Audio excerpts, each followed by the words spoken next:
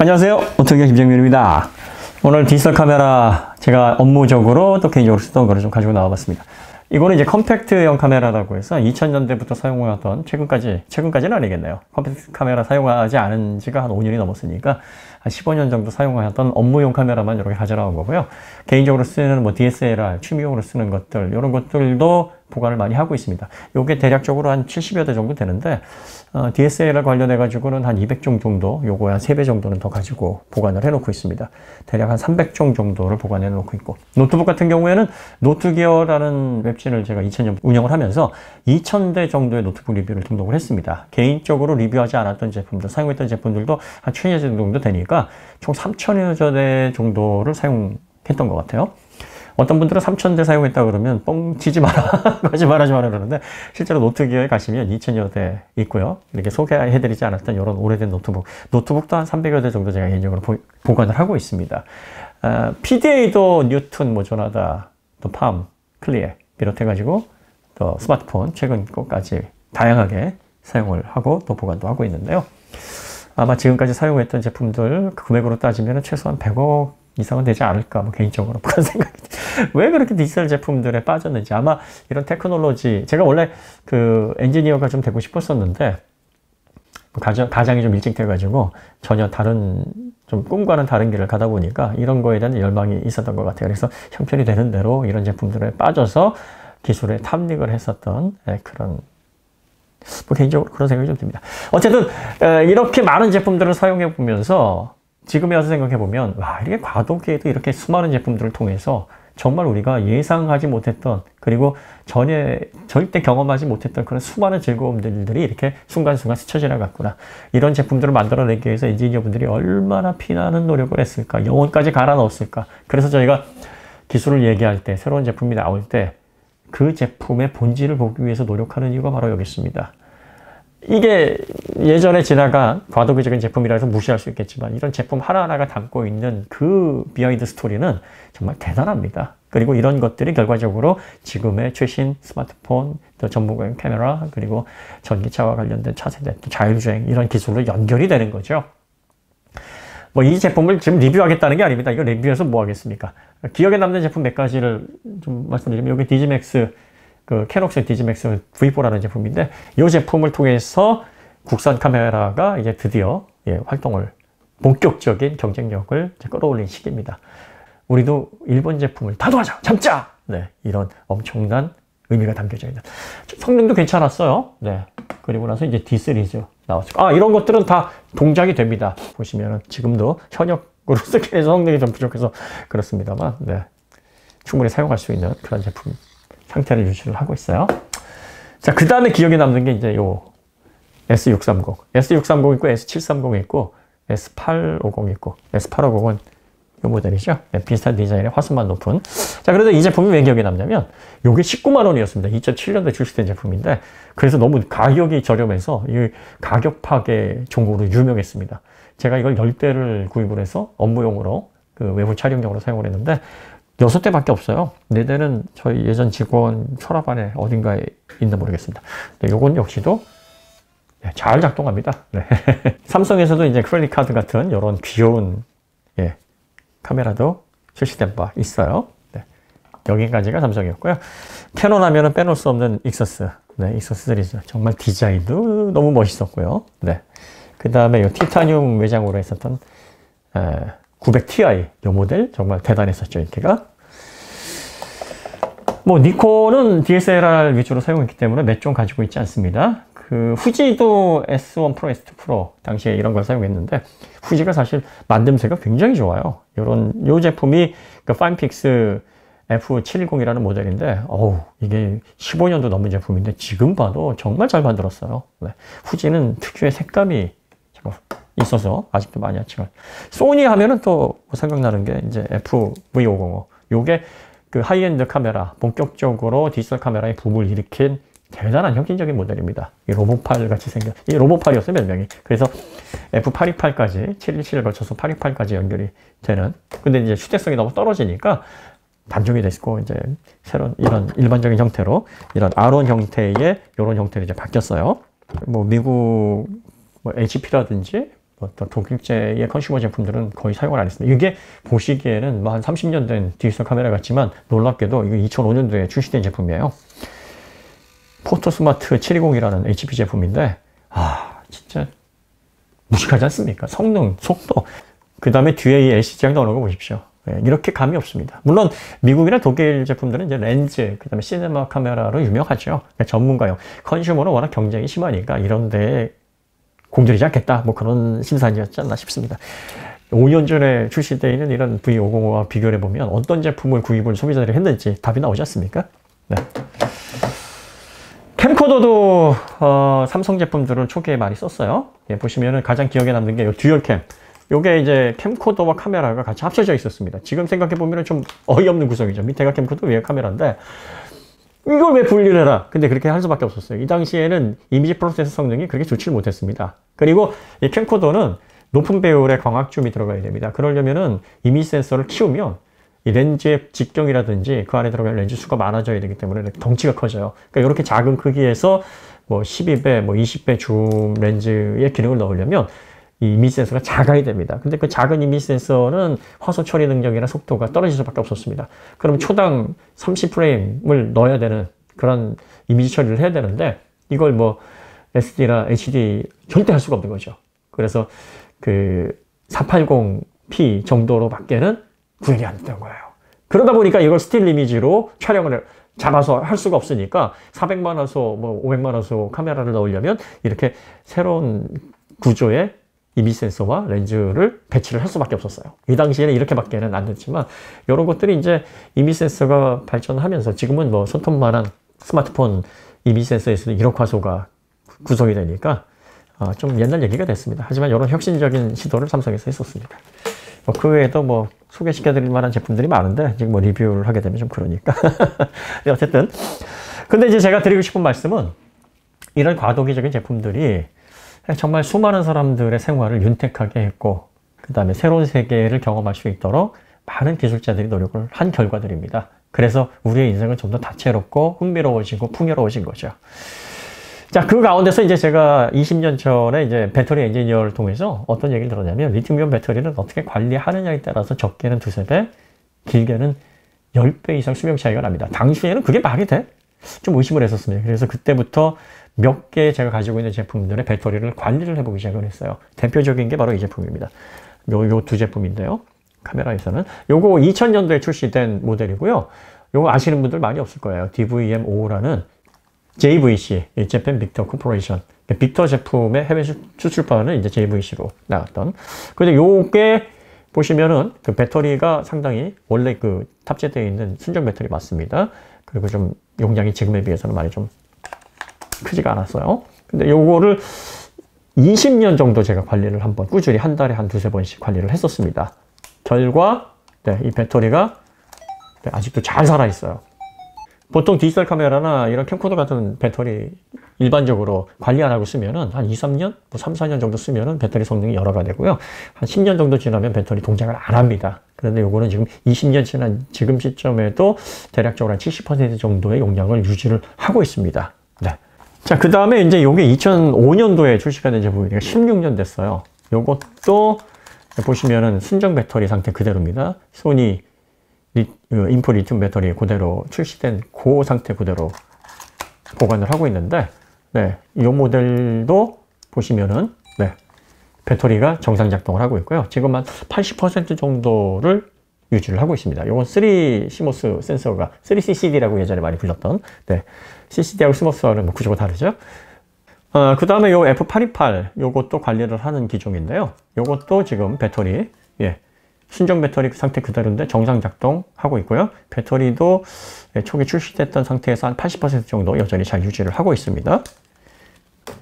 그 다음에 요 후속으로 나왔던 R1, 요것도 배터리가 정상적으로 지금 잘 작동을 하고 있는 상황이에요.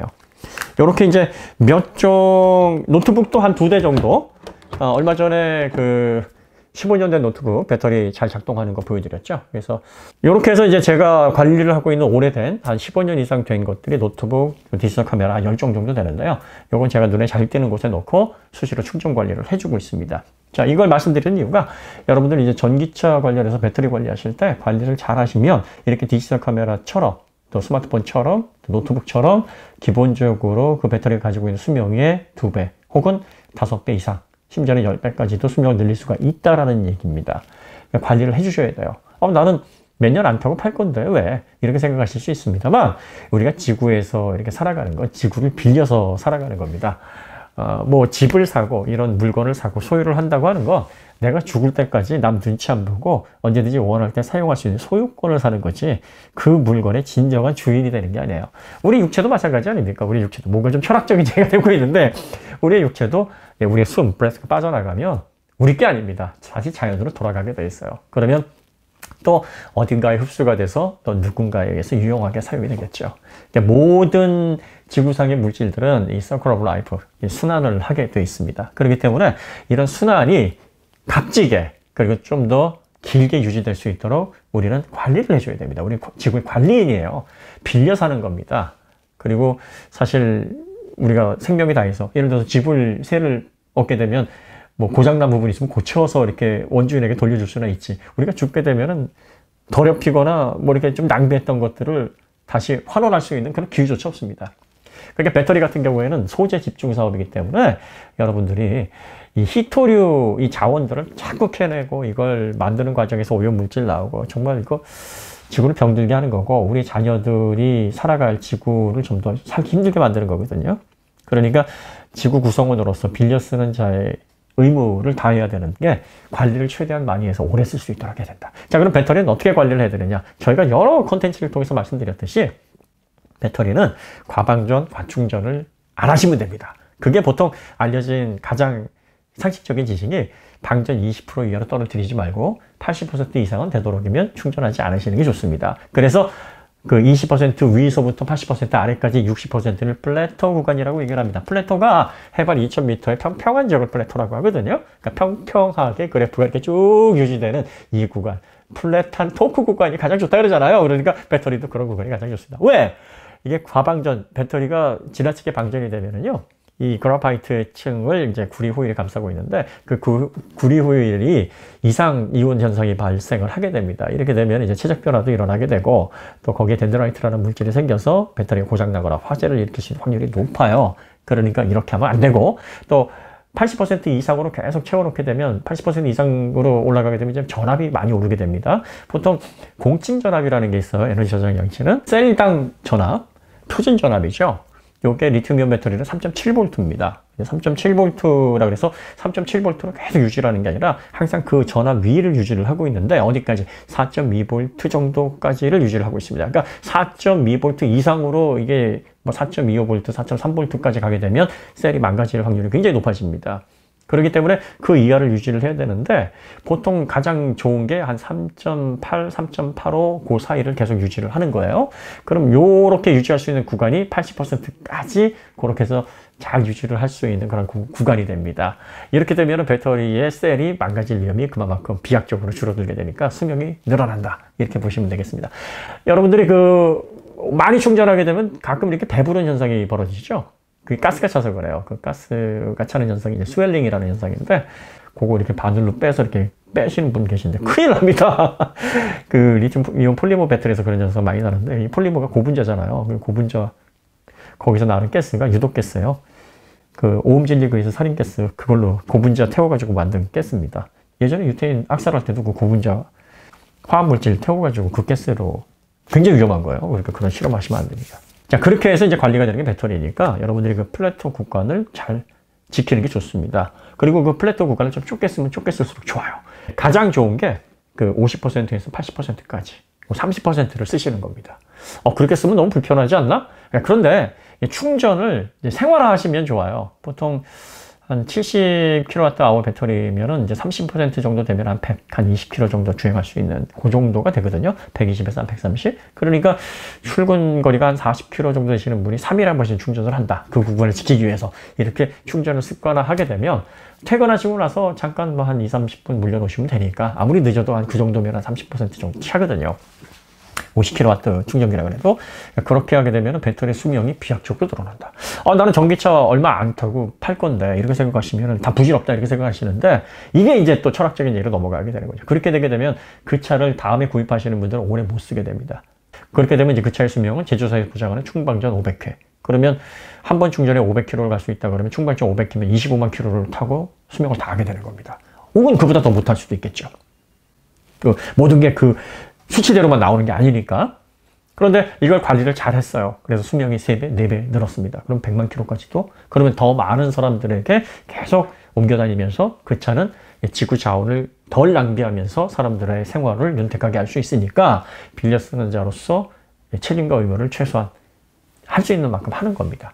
그렇게 해서 관리를 하게 되면 내가 사용할 때 남 좋은 일 시킨다. 남 좋은 일 시키면 좀 어떻습니까? 우리가 지금 사용하고 있는 이런 지구의 환경이라든지 뭐 물 또 자원들 이런 것들이 다 우리의 먼저 살다 가신 선배님들 선조들이 갈고 닦아놨던 그 기반 아래서 또 우리가 생활을 하는 거니까 우리가 또 이렇게 관리를 해서 남 좋은 일을 시키더라도 그렇게 해서 관리를 하는 것이 지구인으로서의 도리다. 그래서 전기차 충전을 여러분이 그 플래터 구간 잘 지키시는 게 굉장히 중요합니다. 난 잦은 충전들은 부담돼 하시는 분들은 20에서 80, 60% 그 구간을 최대한 많이 사용하시도록 노력을 하시면 좋을 것 같고요. 이 0에서 100이라고 해도 그 배터리가 가지고 있는 총 용량을 다 쓰는 게 아니에요. 엔지니어들이 이렇게 사용하게 되면은 문제가 생길 수 있으니까 가장 밑에 몇 퍼센트, 가장 위에 몇 퍼센트를 이렇게 잘라놓습니다. 그래서 SOC 100이 전체 배터리의 총 용량을 의미하지는 않지만 그래도 이렇게 사용하게 되면 배터리 수명 그 상태에서 한 400회, 500회를 보장을 하는 거니까 이걸 우리가 사용하면서 잘 관리해서 수명을 늘리게 되면 이 배터리를 기반으로 움직이는 전기차의 수명이 비약적으로 늘어나게 되고 더 많은 사람들에게 혜택이 돌아가는 게 되는 거죠. 그러니까 단순히 내가 돈을 지불해서 샀으니까 그만이야 이런 생각하시는 것보다는 그 재화는 어차피 내가 남 눈치 안 보고 빌려 쓰는 그 나의 소유권, 사용권을 얻는 거니까 이 사용권을 남에게 넘기더라도 그 사람들도 잘 쓸 수 있도록 좀 관리를 해야 되겠다. 이런 좀 장기적인 안목과 그리고 또 이타적인 생각을 좀 갖는 게 우리가 지구에 머무르는 동안 한정된 수명을 살면서 지구의 자원을 이용하는 또 빌려 쓰는 입장으로서의 합당한 도리가 되지 않을까 그런 생각이 듭니다. 어쨌든 저희가 이 배터리 관련해가지고 저희가 많은 강좌를 좀 드렸고 그 다음에 이제 뭐 이런 것들을 간혹 보여드리는 이유가 이게 어디서 들은 이야기들이나 또 뭐 검색을 한 지식들이 사실은 정확성이 떨어질 수가 있습니다. 뭐 저희가 직접 경험을 했고 뭐 이런 것들을 통해서 실험을 통해 체감을 했기 때문에 저희 정보는 100% 정확합니다가 아니라 저희 정보도 놓치는 게 많이 있을 거예요. 그리고 새로운 기술이 나오게 되면 그 기술을 저희가 어떻게 다 알 수 있겠습니까? 최대한 알려고 배우려고 노력을 하지만 분명히 빈구석 허점들이 있을 겁니다. 그럼 여러분들이 항상 확인해 보시고 크로스 체크를 해 보시고 맞는지 아닌지를 검사를 해 보셔야 됩니다. 계산 끝나면 검사하듯이. 하지만 저희도 1차 가공, 여러분들이 받으시는 그 정보의 1차 가공자로서 그 정보의 오류가 최대한 없어야 되니까 저희 나름대로는 그동안 보고 피부로 만지고 체득했던 그런 경험을 바탕으로 최대한 정확한 내용들을 전달하기 위해서 노력을 하겠습니다. 그리고 개인적으로 이렇게 보관하고 있는 뭐 노트북, 카메라, 스마트폰, 또 뭐 차량들이 많이 있긴 한데 이런 것들을 자주 못 보여드리는 이유가 몇 가지 있어요. 이런 것들을 말씀드릴 때마다 자꾸 메일이 오거나 연락이 옵니다. 뭐 기부를 좀 하라. 내가 뭐 좀 필요한데 지원을 해줄 수 없겠느냐. 님에겐 별거 아닌데 뭐 몇 대 해주는 거 뭐 어렵겠느냐. 뭐 이렇게 오니까 너무 곤란합니다. 근데 저희가 이런 것들을 이렇게 많이 가지고 있는 이유가 제가 은퇴를 하게 되면 작은 꿈이 하나 있어요. 디지털 개인 박물관을 하나 설립을 해서 제가 사용했던 실제 기기들을 전시해 놓고 이 제품에 대한 특징들을 간략하게 안내로 이렇게 써놓는 그런 박물관을 좀 운영을 해보고 싶습니다. 저희 딸이 같이 참여를 해서 같이 했으면 좋겠는데 아직까지는 도통 이런 데 관심이 없네요. 그래서 가지고 있는 다양한 제품들을 뭐 자주 좀 보여드리고 싶은데 그런 좀 부담감이 좀 있어서 많이 보여드리지 못한다는 점. 뭐 특히 뭐 라이카 관련해서도 좀 소개를 해드리고 싶은데 좀 무슨 말씀인지 이해가 되시죠? 고가의 제품들이 몇 개 나오게 되면은 그런 연락들을 많이 받습니다. 그래서 뭐 필요한 정보들만 저희가 한정적으로 선별을 해서 너무 이렇게 또 저는 어려서 이제 사업을 시작을 해가지고 운이 좋아가지고 뭐 제가 노력했다기보다는 많이 운이 작용을 했죠. 그래서 이런 것들을 좀 제한 없이 사용할 수 있었던 그런 좀 축복을 누렸습니다. 그렇기 때문에 이걸 컨텐츠로 또 정확한 지식으로 가공해서 여러분들이 좋은 결정을 할 수 있도록 말하자면은 다시 이렇게 제가 받았던 혜택을 조금이라도 돌려드리고 싶은 그런 마음에서 한다? 뭐 그런 의도가 많이 있습니다. 그래서 그렇게 좀 이해를 해주시면 좋을 것 같습니다. 뭐 중요한 얘기는 아니었고 결론은 전기차 배터리 잘 관리를 해서 충전 한 50%에서 80% 이용하시면 제일 좋고요. 아니면 20%에서 80% 플래토 구간을 잘 지키시면 우리가 생각하는 것보다 상상하는 것보다 배터리 수명이 비약적으로 늘어나서 전기차를 정말 잘 쓰실 수 있다. 그리고 나중에 제가 전기차 만약에 판매하게 되면 좋은 가격에 만약에 제가 내놓게 되면 제 전기차 사시면 좋습니다. 저는 항상 50에서 80 이 구간을 철저하게 지금 지키고 있습니다. 앞으로 계속 구입하는 전기차를 다 그렇게 해서 구입을 할 예정입니다. 자, 배터리 관련된 전문적인 얘기는 많이 했고 지금 뭐 무거운 얘기를 하려는 게 아니니까 복잡한 얘기들은 최대한 하지 않았습니다. 여기서 마치도록 하고요. 더 좋은 콘텐츠로 찾아뵙도록 하겠습니다. 감사합니다.